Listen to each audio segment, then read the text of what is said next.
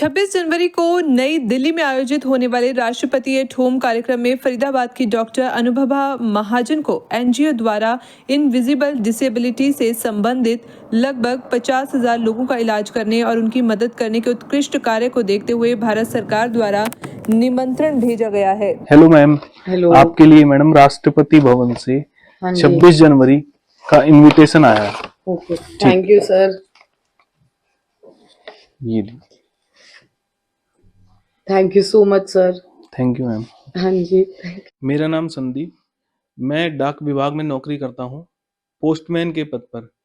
मेरे सर श्री चंद्र कैलाश जी, ये भी डाक विभाग में ही नौकरी करते हैं। आज के दिन हम 26 जनवरी का इनविटेशन कार्ड डॉक्टर अनुभा महाजन के घर निमंत्रण पत्र देने आए हैं। मैडम जो हैं राष्ट्रपति भवन में 26 जनवरी को आमंत्रित हैं, उसके लिए निमंत्रण पत्र हम आज देने आए हुए हैं। उन्होंने स्वीकार किया है और हमको बहुत बहुत धन्यवाद बोला, क्योंकि इस तरह का काम डिपार्टमेंट को पहली बार मिला है हमारे। आज यह निमंत्रण लेकर पोस्ट ऑफिस के कर्मचारी उनके घर पहुंचे और उन्हें निमंत्रण सौंपा। इस निमंत्रण को पाकर अनुभवा महाजन ने भारत सरकार का हृदय से आभार प्रकट करते हुए कहा कि आज उन्हें अपने समाज सेवी कार्य करने पर गर्व महसूस हो रहा है और अब वह और भी शिद्दत से अपने समाज सेवा के कार्य को करेंगी।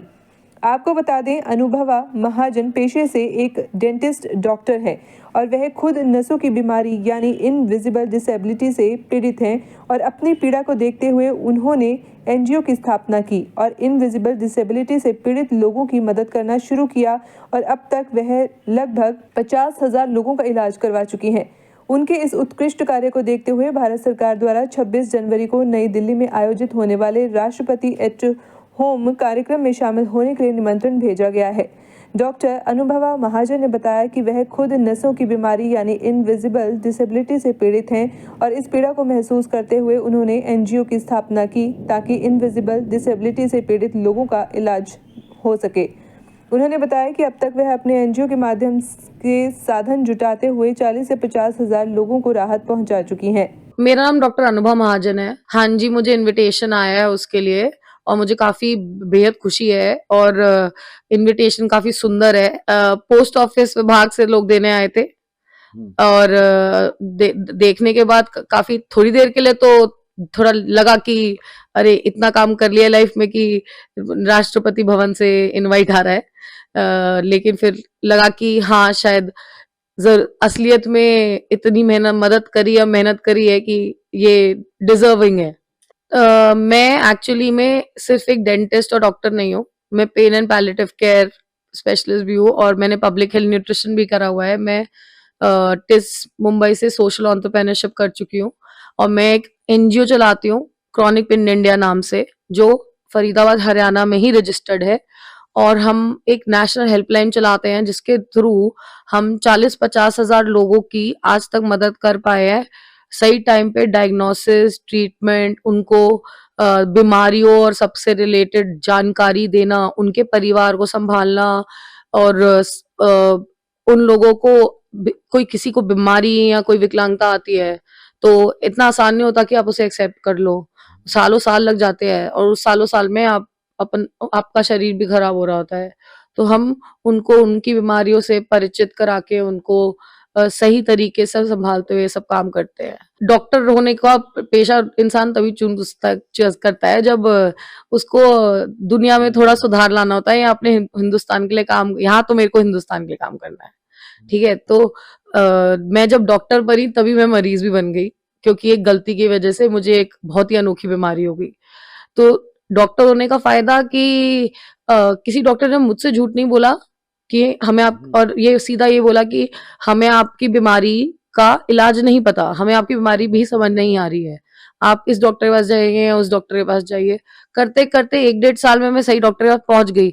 लेकिन यही चीज अगर इंसान डॉक्टर नहीं है तो वो तो इधर उधर घूमता रह जाता है, सालों साल, 10 साल। ऐसे भी लोग हैं जो 12-12 साल तक डायग्नोस नहीं हुए हैं और उनको मदद करना वो, और साथ साथ इन चीजों में इतना पैसा लगता है, दवाइयां इतनी महंगी है।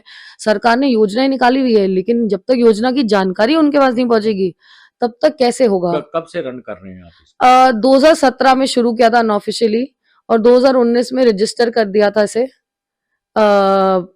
फरीदाबाद में, क्योंकि हमारे काम को देखते देखते हमें यूनिवर्सिटी कॉलेज ऑफ लंदन से एक प्रोजेक्ट की इंक्वायरी आई थी, जिसमें वो हिंदुस्तान और यूके का कोलैबोरेशन में लोगों की दिक्कतें समझ के उनको मदद करने के लिए वो बना था। तो वहां से शुरुआत हुई थी और अब ये इन बीमारियां जो अनोखी है, इनकी जिनकी जानकारी नहीं होती है, मैं गर्व से कह सकती हूँ क्या कि कहते हैं इस अपोलो बीमारी को? हॉस्पिटल से लेके हर किसी हॉस्पिटल को अब इन बीमारियों के बारे में पता। अब आपको हिंदुस्तान में हॉस्पिटलों की जो वेबसाइट्स होती है उस पे भी इन बीमारियों के बारे में जानकारी मिलेगी। जब हमने काम शुरू किया था तब तो जानकारी भी नहीं किस थी। नाम से जानी जाती है ये बीमारी? मेरी बीमारी का नाम CRPS है, कॉम्प्लेक्स रीजनल पेन सिंड्रोम, लेकिन ऐसी ही हजारों बीमारियां और भी हैं जो इसमें आती है, नसों की बीमारियां और ऑटोइम्यून डिजीजेस। अब डायबिटीज भी आ जाता है क्योंकि इवेंचुअली डायबिटीज के से और इसके अलावा अगर आप देखो तो कोई इंसान अगर किसी की दृष्टि भी गई है, ठीक है, तो दृष्टि जाना विकलांगता नहीं है, दृष्टि गई बीमारी की वजह से।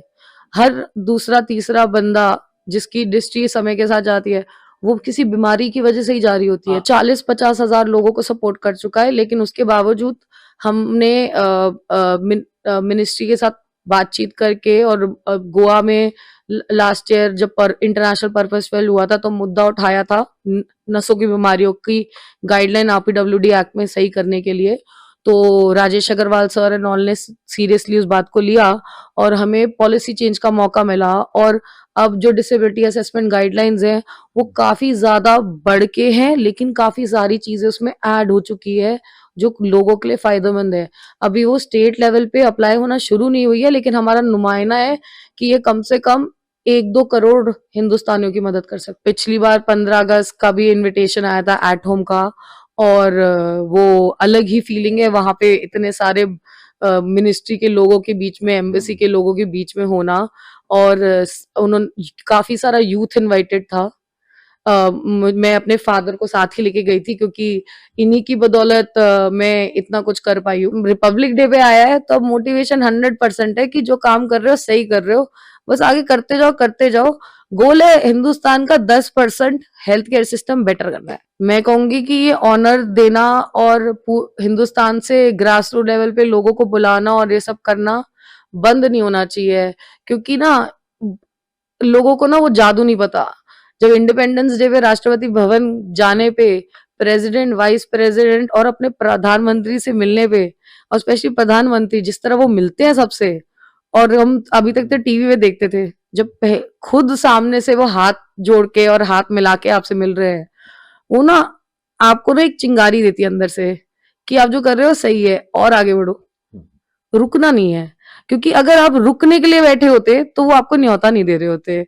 मैं इस मामले में disability department, ministry of social justice, specifically Rajesh Agrawal sir जो हमेशा सपोर्टिव रहते हैं, और प्रेसिडेंट मैम और प्रधानमंत्री सर का थैंक यू बोलना चाहूंगी, क्योंकि वही आज के यूथ को सपोर्ट दे रहे हैं। और विकसित भारत 2047 भी आ गया है तो उसमें भी गोल जो है और वो सब काफी बढ़िया है। तो धन्यवाद इस मौके के लिए और इस अचीवमेंट के लिए। मेरा नाम सुभाष चंद्र महाजन है। मैं डॉक्टर अनुभा महाजन का फादर हूँ। राष्ट्रपति भवन से जो निमंत्रण आया है उसको देख के मुझे बहुत ही खुशी का अनुभव हो रहा है और ये लग रहा है कि जो ये इतनी मेहनत कर रही है, इतनी समाज सेवा कर रही है, उसका इसको एक अच्छा परिणाम मिल रहा है। मैं एनजीओ में एज ए डायरेक्टर हूँ। खासकर मैं इसका जितना भी अकाउंट जो फाइनेंस है उसको देखता हूँ।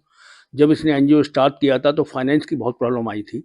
तो मैं एक इंडस्ट्रिस्ट हूँ ऑटोमोबाइल लाइन का, तो मेरे काफ़ी फ्रेंड लोगों ने, ऑटोमोबाइल के फ्रेंड लोगों ने इस एनजीओ को चलाने के लिए हेल्प की। उनका मैं बहुत शुक्रगुजार हूँ और मैं चाहता हूँ आगे भी वो हेल्प करें। तो जितना ज़्यादा हम लोगों की सेवा कर सकें, जितना ज़्यादा हम लोगों की प्रॉब्लम को सर्टिफाई करके उसको दूर कर सकें, यही मेरी इच्छा है।